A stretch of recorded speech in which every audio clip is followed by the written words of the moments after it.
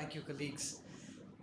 I mean, I'm in such august company, so I don't know whether I really need to talk about idiopathic macular holes. Perhaps I'll go very briefly over the basics and then perhaps some of the work we have done on macular holes.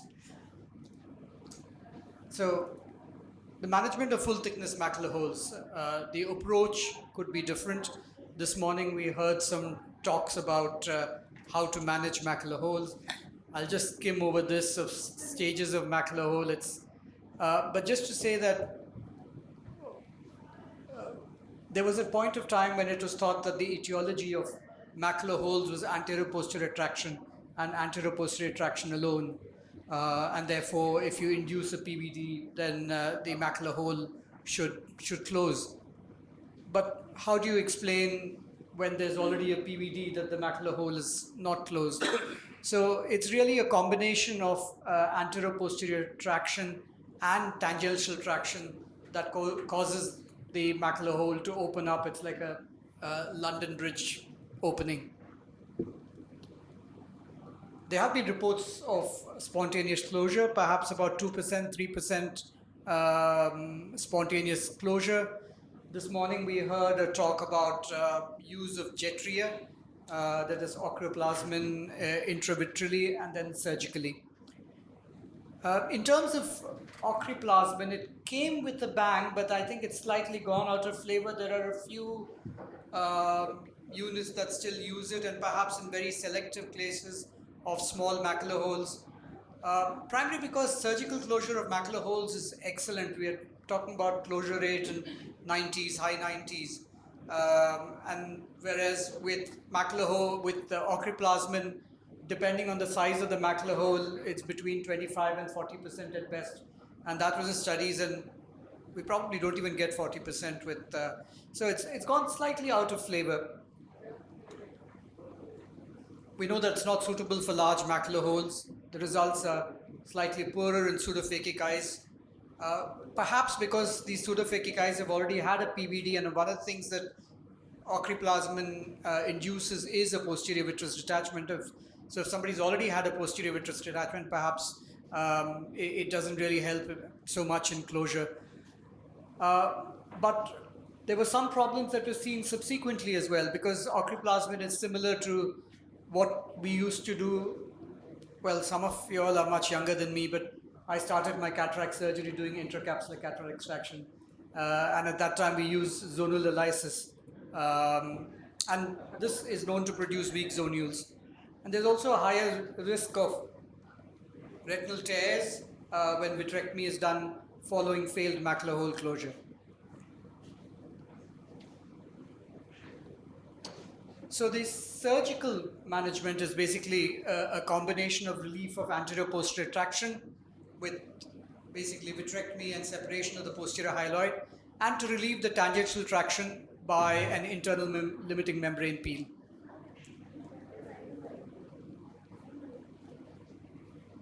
So I don't know how well it is seen there.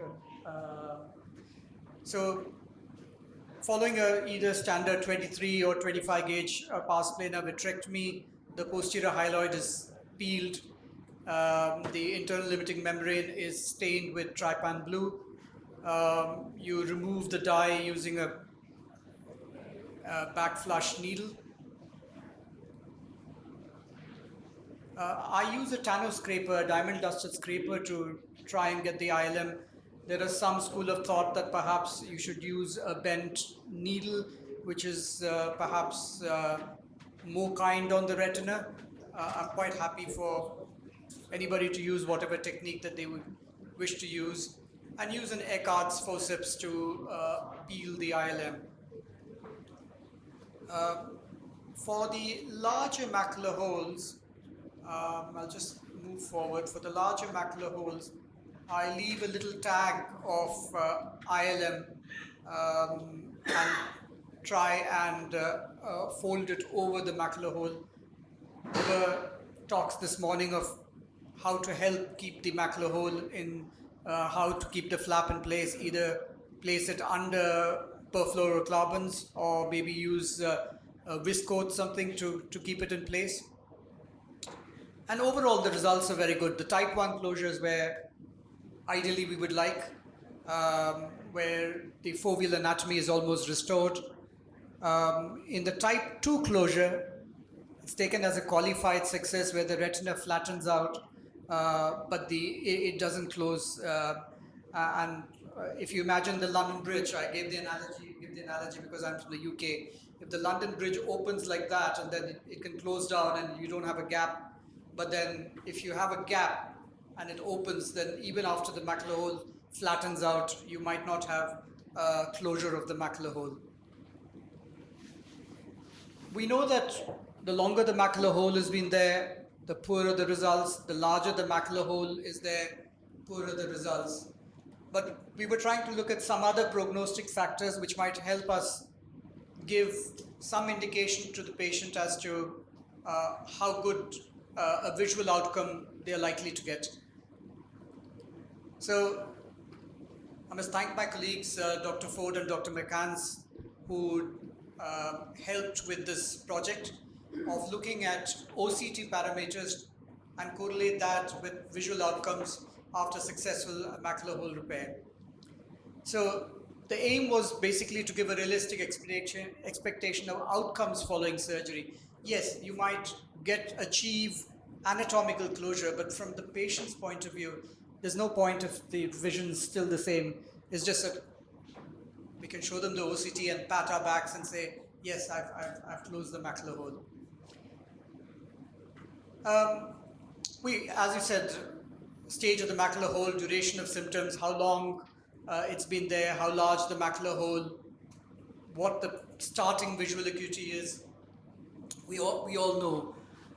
Some of the other parameters we looked at is minimum hole diameter, we know about that. The basal hole diameter, which is B on this slide.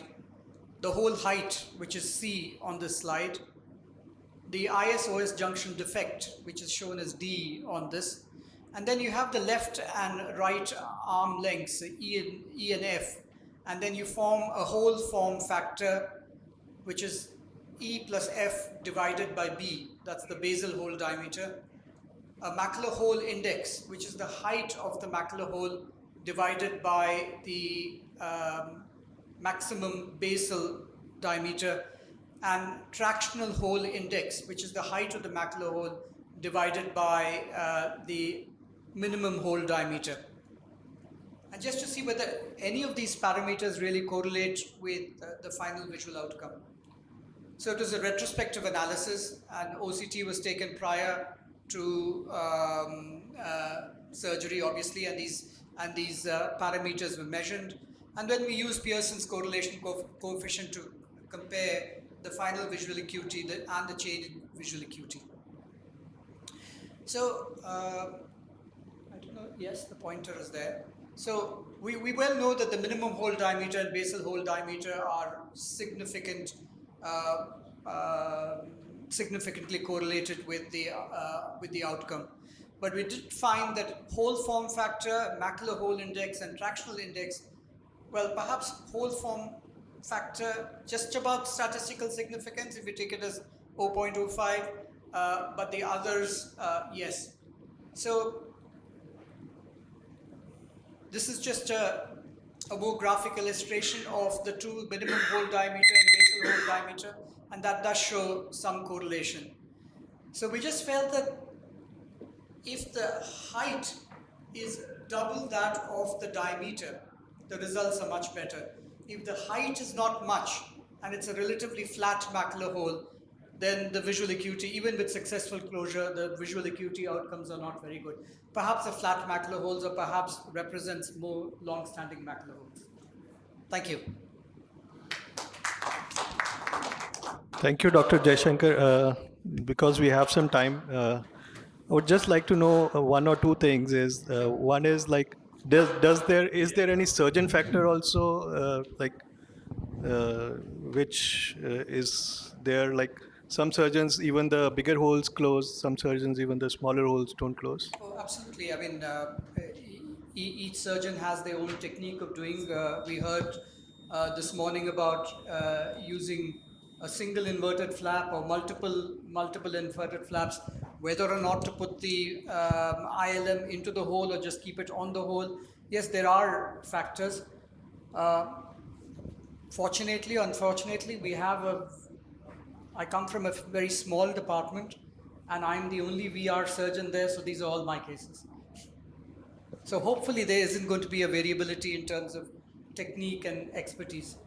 And secondly, just when will you do just a conventional peeling and when will you do an inverted flap?